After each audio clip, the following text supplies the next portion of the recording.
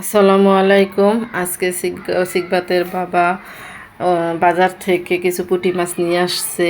বড় বড় পুঁটি, দেশি পুঁটি, এগুলা ওনার খুব পছন্দ। উনি ভাজা খেতে খুব পছন্দ করে, তাই নিয়ে আসছে। আমি এখন কেটে ধুয়ে পরিষ্কার করে নিব। মাছগুলো দেখতেও অনেক সুন্দর ছিল। এগুলোর মধ্যে কিছু গুলশা ট্যাংরা আছে, সেগুলো আমি আলাদাভাবে রান্না করে নিব।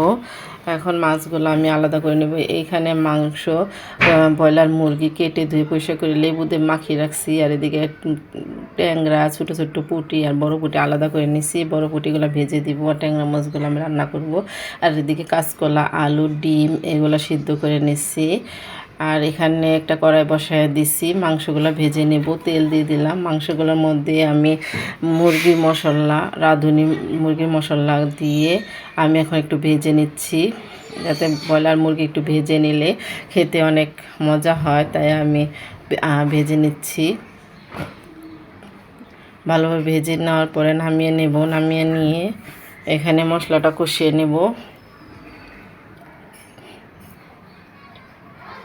আমি এখানে মুরগির মশলা মানে আদা, রসুন, জিরা যত মশলা আছে সব কিছু দিয়ে আমি কষিয়ে নিচ্ছি। আর এদিকে পুঁটি মাছগুলা আরেক চুলায় ভেজে নিচ্ছি, যাতে তাড়াতাড়ি হয়। শুক্রবার দিন রান্নাটা তাড়াতাড়ি করতে হয়, তাই আমি 2 চুলায় রান্না বসিয়ে দিচ্ছি। আর এদিকে মাংসটা আমি কষানোর জন্য বসিয়ে দিচ্ছি। এখানে মাংসটা কষানো হয়ে গেছে। আমি এখানে আলু দিয়ে দিলাম। আলু দিয়ে একটা ঢাকনা দিয়ে ঢেকে দিচ্ছি। আর এখানে দিয়ে দিলাম 2টা বেগুন ভেজে নিচ্ছি। আমার কাছে বেগুন ভাজা খেতে অনেক ভালো লাগে। কার কার বেগুন ভাজা খেতে ভালো লাগে অবশ্যই কমেন্টে জানাবেন। আর এদিকে আমি মাংসতে ঝোল দিয়ে দিলাম। ঝোল দিয়ে ঢেকে দিচ্ছি।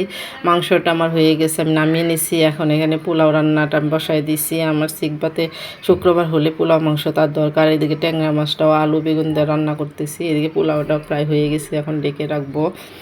পোলাওটা হয়ে গেছে। আমি এদিকে কাঁচকলা, আলু আর ডিম দিয়ে আমি কাবাব বানিয়ে নিলাম। এগুলো পোলাওয়ের সঙ্গে খাবো। কেমন হয়েছে আমার আজকের ভিডিও অবশ্যই কমেন্টে জানাবেন। আজকে এই পর্যন্ত। আল্লাহ হাফেজ।